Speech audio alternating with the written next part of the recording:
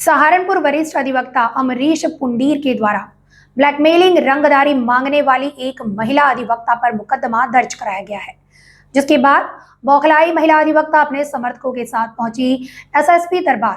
वरिष्ठ अधिवक्ता अमरीश पुंडीर पर भी गंभीर आरोप लगाने लगी। महिला अधिवक्ता पर पहले भी ब्लैकमेलिंग और रंगदारी मांगने के बड़े आरोप लग चुके हैं। मुकदमा दर्ज होने के बाद महिला अधिवक्ता और उसके समर्थकों में खलबली मच गई है। महिला अधिवक्ता द्वारा रंगदारी ब्लैकमेलिंग करने की खबर भी सोशल मीडिया पर प्रकाशित की गई थी, जिसको लेकर सहारनपुर के वकीलों की आपस में कलह भी अब खुलकर सामने आ गई है। अब देखना यह है कि इस पूरे मामले पर पुलिस के द्वारा जांच कर किस तरह की उचित कार्यवाही की जाती है। मैं Amrish Pundir advocate, civil court Saharanpur.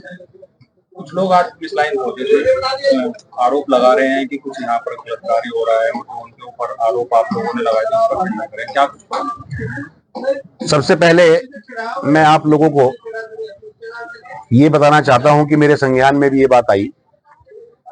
सबसे पहले इसमें आप ये देखिए कि जो उन्होंने आपको बाइट दी है उसमें एक लड़की जो नाजिया, वो इस समय किस ड्रेस में है, सबसे पहले आप ये देखिए। उसने काला कोट पहना हुआ है और कुछ एडवोकेट उसके साथ गए हुए हैं। मैं आपको सबसे पहले बताना चाहता हूं कि नाजिया ना तो एडवोकेट है इस वक्त और ना ही हमारी बार की मेंबर है।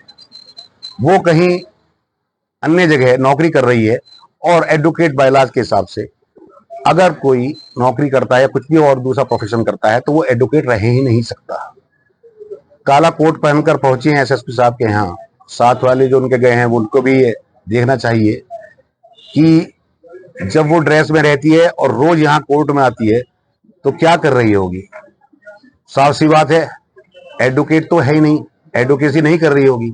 अब रही बात इस बात की कि हमने जो रिपोर्ट लिखाई है, मैं उसके बारे में आपको थोड़ा सा बता दूं। दोनों बहनें हैं, दोनों बहनों का काम सिर्फ और सिर्फ ब्लैकमेलिंग करना है। एक केस होता तो उसके बारे में मैं आपसे डिस्कस भी करता, मतलब इतने केस उनकी भरमार है। कोर्ट रोड पर सबसे पहले जो हमारी उसमें आया, एक दुकान थी शोएब नाम के व्यक्ति की, किराए पे ली, किराया नहीं दिया तो उसके बाद उसने खाली करने को कहा। एडवोकेट का बोर्ड लगा लिया, वो घबराया, उसने अपनी महिलाओं को बुलाया, महिलाओं के साथ मारपीट हुई, वहां पुलिस भी आई, इस बात की वीडियो भी है। उसके बाद यही साथी अधिवक्ता लोग जो शामिल रहते हैं इनके ब्लैकमेल में, इन्होंने यहाँ प्रेशर बनाया। प्रेसिडेंट सेक्रेटरी उस वक्त के जो मौजूदा थे राजेंद्र चौहान साहब बैठे हुए हैं और जो इस समय वर्तमान में है राजीव गुप्ता प्रेसिडेंट, वो उस समय महासचिव थे। उन्होंने साथ देने से बिल्कुल मना कर दिया कि हम गलत बात का साथ नहीं देंगे। इन्होंने उस पर झूठा मुकदमा छेड़खानी का लगाया। उसके बाद उसको 2.5 महीने जेल में रखा और उससे 5 लाख रुपए वसूले।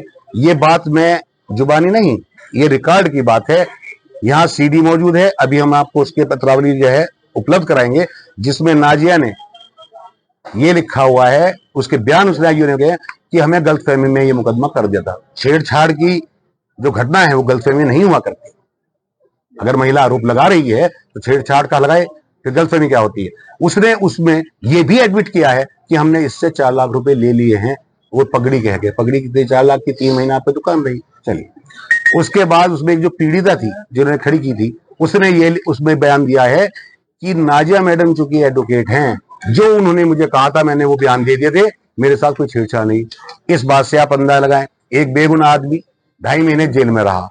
अब उसके बाद और बहुत सारे किस्से हैं, बहुत सारे किस्से, लेकिन हम लोग, थोड़ी हमारी मर्यादा है, कोशिश तो करते हैं कि कोर्ट में हम सफाई रखें, एडवोकेट सिर्फ एडवोकेट बनकर रहे, ब्लैकमेल बनकर न रहे।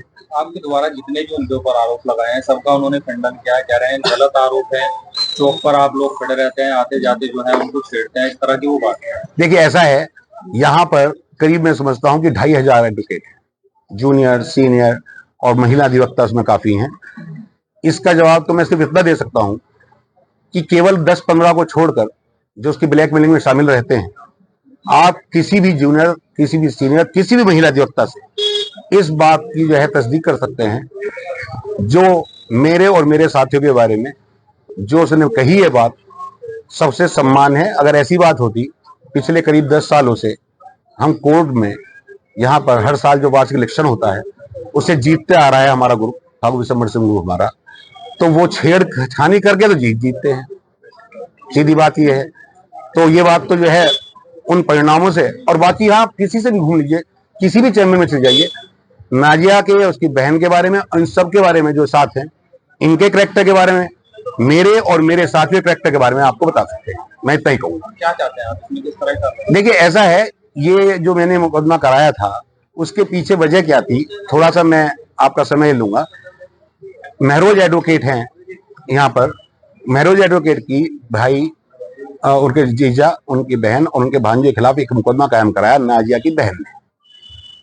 मामला कुछ संपत्ति विवाद का था। एडवोकेट होने के नाते हमने उनकी तरफ से वकालतनामा दाखिल किया, उसमें बाबर वसीम ने भी वकालतनामा दाखिल किया और महरोज भी साथ थे। डीजे मैडम के यहाँ उसकी सुनवाई हुई, वो बेल हमारी एंटिसिपेटरी मंजूर हो गई। मेरा कुछ अन्य अदालत में काम था, मैं दूसरी तरफ चला गया SC/ST कोर्ट में। आप लोग जब उधर से बहस करके इधर आ रहे थे तो यहाँ उसी चौक पर, जहाँ की ये घटना कल की हमारे साथ हुई, उसी चौक पर इनके साथ उन्होंने बदतमीजी शुरू कर दी। हॉट टॉक चौक है, सैकड़ों आदमी वहां रहते हैं, लेकिन मुकदमा कराया गया कि छेड़खानी करी, ये करी। उसके बाद उसमें इनके खिलाफ एक कोई लेटर वेटर छपे थे, वो यहाँ बटे रजिस्ट्री से आए, किसने करे किसने वो हमें नहीं पता, हम उसको नहीं जानते, ना हमारी ऐसी छोटी सोच है, ना हमारे यहाँ कोई साथी ऐसा काम करता। उसमें हमारी एडवोकेट हैं प्रमिला जी, इनको भी इसके अंदर जो है इन्वॉल्व कर लिया, उसमें चार्जशीट लग गई। उन्होंने भरपूर कोशिश की कि उसमें मेरा नाम भी आ जाए, क्योंकि मैं मौके पर नहीं था तो नहीं आया।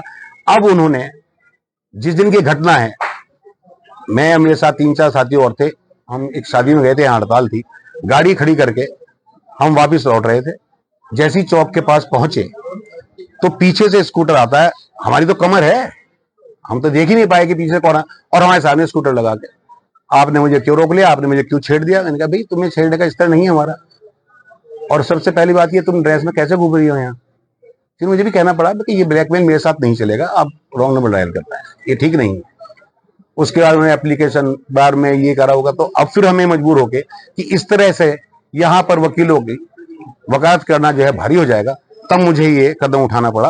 और इसकी सबूत ये खाली जुबानी नहीं है, CCTV कैमरे में पूरी घटना बिल्कुल साफ साफ है कि हमारी उस तरफ कमर है, उसने आके वहां पर स्कूटर रोका हमारे सामने ऐसे करके, और हमसे उसने उलझना शुरू किया। काफी लोग वहां गए, सभी लोगों ने उसको, अधिवक्ता साथियों ने, वो खुद को एडवोकेट बता रही है, क्या है? बताया मैंने आपको, ये आप रिकॉर्ड में देख लीजिए। एडवोकेट कैसे हो सकती है जब वो कहीं और तो नौकरी कर रही है, हमारी बात क्यों मेंबर नहीं है, और 5 लाख रुपए हमसे इस बात के मांग रही है कि सीधी सीधी बात थी। बाबर वसीम और महरोज को जो हुआ वो भी ये हुआ कि आप इसमें से वकालतनामा हटाएं, वरना तो जो उनसे मैं पैसे ले रहे थे वो हम आपसे लेंगे। आप नहीं दे पाए, आपका वकालतनामा आपने हटा लिया, मेरा जुकातू है, अब मैं भी या तो वकालतनामा हटाऊं या फिर 5 लाख रुपए दूं। तो ऐसी ब्लैकमेलिंग की घटना है। एक नारी निकेतन का मामला हुआ था, आप लोगों की नॉलेज में होगा, बड़ा प्रकरण हुआ था वो, उसमें नाबालिग लड़कियों का जो एक आश्रम है, तो वहां एक पत्रकार महोदय पहुंचे, तो वो लड़कियां उनसे शिकायत कर रही थी कि हमारे साथ ये होता है, तो अंदर से यही मैडम ड्रेस से निकल रही है, ड्रेस में, और उन पत्रकार को धक्का देकर बाहर कर दिया, दरवाजे बंद कर लिए। एक वकील का वहां क्या रोल था। एक वीडियो, ये सब वीडियो हमारे पास उपलब्ध हैं, हम आपको देंगे, उसमें वो ये कह रही है कि हमने एक दुकान में कब्जा किया था, उससे पैसे भी लिए थे, जेल भी भिजवाया था। और इस वाले मामले में जिसमें अब ये प्रकरण है बाबर वसीम वाला, इसके अंदर हम पैसे भी लेंगे, मकान भी लेंगे और जेल भी भिजवाएंगे, ये वीडियो हमारे पास है। तो ये आपको लगता है ये एडवोकेट की निशानी है? एडवोकेट तो है ही नहीं। हमारी बात एडवोकेट होता, हमारी बात का मेंबर होता है, लेकिन ड्रेस में वो आती है। अब ये क्वेश्चन है कि जो एडवोकेट नहीं है और यहाँ लगातार ड्रेस में आ रहा है, तो साफ सी जाहिर है कि यहाँ भोले भाले नागरिकों को वो, और जो हमारे यहाँ आते हैं उनको ब्लैकमेल ही करते होंगे, उनसे फ्रॉड ही करते होंगे। लोगों को एंट्री क्यों देते हैं आप लोग, वरिष्ठ हैं? देखिए, ऐसा है कि हमने यहाँ पर ये नियम लागू किया था कि जो हमारे यहाँ भी जूनियर आ रहे हैं, जिनका रजिस्ट्रेशन नहीं है, जो एडवोकेट नहीं है, वो सीधा अपना सफेद शर्ट और काली पैंट में आए, लेकिन उनको जैकेट, काली जैकेट। ये आपका नाम? मेरा नाम उर्मिला बोध है। क्या कुछ प्रकरण है? प्रकरण ये हुआ कि अभी मई की बात है, ये आपस में इनमें कोई मैटर हुआ होगा, झगड़ा हुआ किसी बात को, मुझे इस बात का भी नहीं पता किस बात पे हुआ, लेकिन जब पता चला कि कुछ चिट्ठियां आई यहाँ पे कोर्ट में, लगभग 100-150 चैम्बरों पे आई, तो वो एक चिट्ठी मेरे पास भी कहीं से आई थी।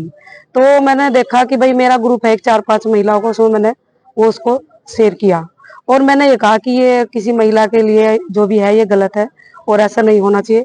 लेकिन इन्होंने मेरा उसमें नाम IT एक्ट में डाल दिया, और मुझे पता भी नहीं है। जब ये मुझे कहती रही कि नहीं आपका नाम नहीं है, मुझे धोखे में रखती रही है। लेकिन अब मैंने जब देखा चार्जशीट में मेरा नाम है, तो मैंने पूछा, तो उसने कहा, मुझे धमकी दी अभी भी परसों तरसों की भी बात है, कल भी मेरे साथ में ये बात हुई तो मुझे धमकी दी और जाति सूचक शब्द कहे, तो मुझे कह रही है 1 लाख रुपए दो अगर नाम निकलवाना है। ठीक है, तो ये बताओ कि ये ब्लैकमेल कर रही है नाजिया और साजिया, दोनों बहनें थी उसमें लेडी रूम में। तो मैंने कहा भाई ऐसा है, मैं धमकी नहीं दे रही ना, मैं आपको कुछ कह रही, आप मेरी छोटी बहन हो। लेकिन उसने कहा कि देखिए ऐसा है, अगर आपको मुकदमे में से नाम हटवाना है तो आप हमारी बात मानिए।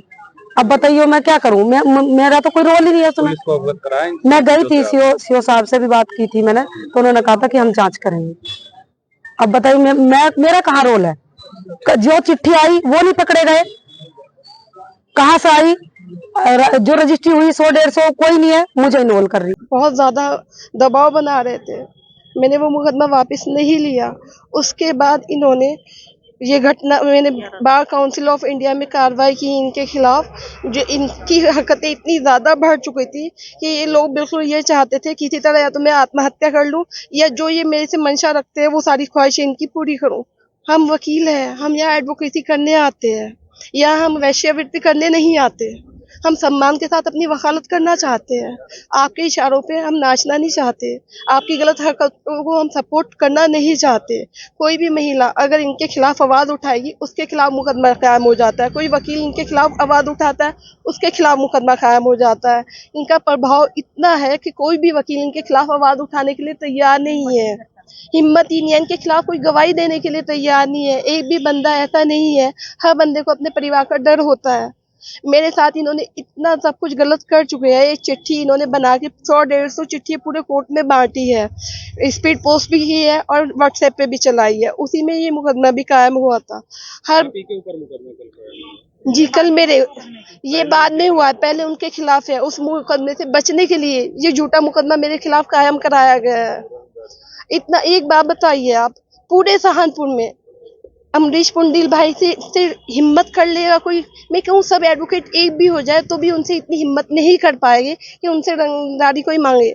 मैं एक्टिवा पे जा रही हूँ, मुझे रोक के मेरे साथ बदतमीजी की जाती है, उसकी एप्लीकेशन मैंने पहले दी है, सारी एप्लीकेशन मेरी पहले है। मेरी एप्लीकेशन देखने के बाद में एक एप्लीकेशन लिख के लाते हैं और उस पर कानूनी कार्रवाई हुई जिसका उनको पता लगा होगा, और उस इरिटेशन में फिर इसके साथ बदतमीजी की, चौंपले पे फिर उसी तरह खड़े हुए कमेंट किया। इसने कमेंट की वजह से जाके उनसे पूछा कि ऐसा क्यों किया, बाकी क्या क्या बातें हुई ये बच्ची खड़ी है बराबर में बता सकती है। उसके बाद जो ये इस तरह के कार्य कर रहे हैं, देखो कुछ लोग हैं जो महा कचहरी में हैं, आप जाके क्वेरी करें। आप एक ही चीज की क्वेरी कर लें कि वकील लोगों के 10-15 झुंड का खड़ा होना चौपले पर कौन लोग हैं, आपको सब पता लग जाएगा। वो कल भी शाम खड़े हुए, सुबह भी रोज होते। वकीलों के लिए आप लोग आए हैं, उन पे कुछ आरोप लग रहे हैं ब्लैकमेलिंग के, रंगदारी के, क्या कुछ वो भी सही है? अरे जो लीडर हो ग्रुप का, बार का लीडर हो, वकील बहुत दमदार चीज होती है। वकील से कोई रंगदारी ले सकता है, और वो भी एक महिला वकील जो जूनियर। शर्म आनी चाहिए ऐसे शब्दों का प्रयोग करते हुए, बल्कि ये चीज लिखते हुए कि जो लीडर हैं, ग्रुप के लीडर हैं बहुत बड़े, और अपने आप को बार का चलाने वाला मसीहा कहते हैं, उनसे कोई रंगदारी मांग लेगा? यही कप्तान साहब ने कहा भी कि ये बढ़ा चढ़ा के कहते हैं। तो इसी सिलसिले में आज कप्तान साहब से मिलने आए थे कि इस लड़की के खिलाफ नाजायज हुआ है, गलत हुआ है, झूठा मुकदमा कायम हुआ है। कप्तान साहब ने आश्वासन भी दिया है इसको एक्सपंज कर देंगे। क्या आश्वासन मिला है? यही एक आश्वासन मिला है कि गलत नहीं होगा, मुकदमा एक्सपंज होगा, और वो गलत हैं तो उनके खिलाफ कार्रवाई भी होगी।